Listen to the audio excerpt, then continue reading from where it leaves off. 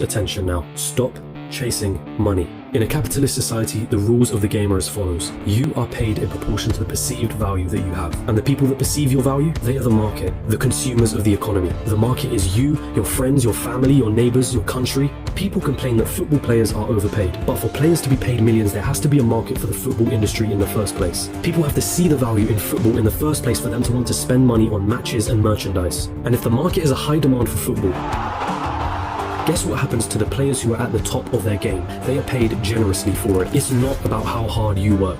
The cleaner that's sweating and tiring himself out every day is paid far less than the accountant sitting behind a desk. Why? Because the market perceives the value of what the cleaner does to be far less than the accountant. As harsh as it may sound, the cleaner can be replaced by anybody. It isn't difficult to learn how to do his job, and therefore the market will not pay him more than the accountant, the guy who spent years studying numbers, the guy who has saved his clients thousands on their taxes. But even so, we just discussed how getting a job isn't the right equation to amassing a great amount of wealth in a shorter period of time. So then how can we increase our perceived value? What is it about people like Elon Musk or Jeff Bezos that makes their perceived value so high? The first step to this equation of wealth is quite simple. If you want money, solve problems. If you take a second to digest this statement, you'll realize that just about all money runs from this basic premise. If it solves a problem, money will be thrown at it. If it's $1 million problem, then the solution will make you millions. If it's $1 billion problem, then the solution will make you billions. Think about all the problems that a site like Amazon solves. The hassle of going to a store, the hassle of having to wait weeks for a delivery, cheaper prices, and so on. Not to mention all the other companies that Amazon owns and the problems that those companies solve.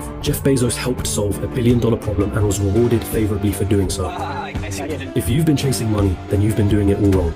It sounds almost paradoxical, but if you want money, it isn't money that you should be looking for. You should be looking for problems, and more importantly, solutions to those problems. And once you've found that solution, make a business around it.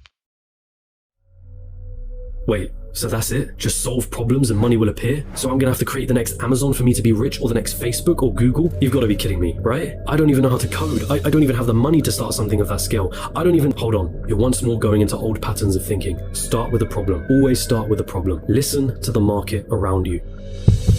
What are people saying they don't like? What are people saying they wish existed? What are people saying frustrates them? What do people think is incredibly inconvenient? Is that a problem that you can solve? And also,